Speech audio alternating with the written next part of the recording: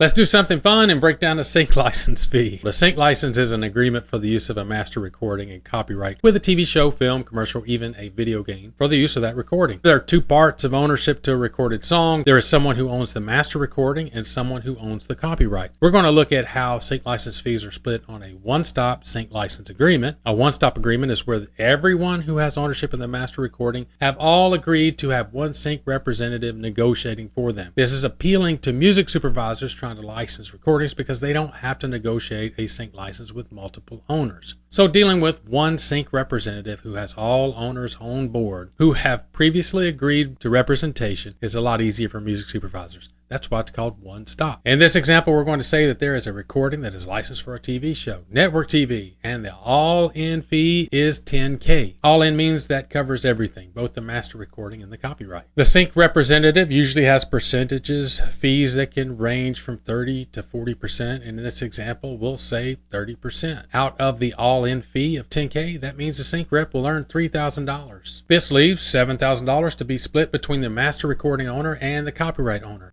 $3,500 to each side. There could be multiple master recording owners and multiple copyright owners, or in other words, multiple publishers. And if that's so, that $3,500 on each side would be split as well. But in this example, we will keep it simple and say there's only one master recording owner and one music publisher or copyright owner. So they both receive $3,500. In this example, we're going to say that there are two songwriters. So the copyright owner pays the two songwriters half of what they collect, leaving the copyright owner or publisher with $1,750. The two songwriters will earn $875 each. In this example, we used a network TV show as a placement, and that was on purpose. The upside of network TV is that for the copyright owner and songwriters, there will be future performance royalties for airplay on network television. Their performance rights organization, or PRO, BMI, ASCAP, or CSAC, will collect performance royalties on their behalf and pay each of them individually. And in some cases where I've had sync licenses for recordings on network television, I eventually made more from performance royalties than I did for the initial sync license fee. That's why I'm always hoping for those type of placements. They are the gift that keeps on giving. Back to sync license fees and what they can range, since there's really no set standard fee for those. Those depend on the film, TV show, documentary, or commercial. From what I've seen with my catalog, I've seen sync fees pitched that range from as low as $300 for a blanket license agreement with a production company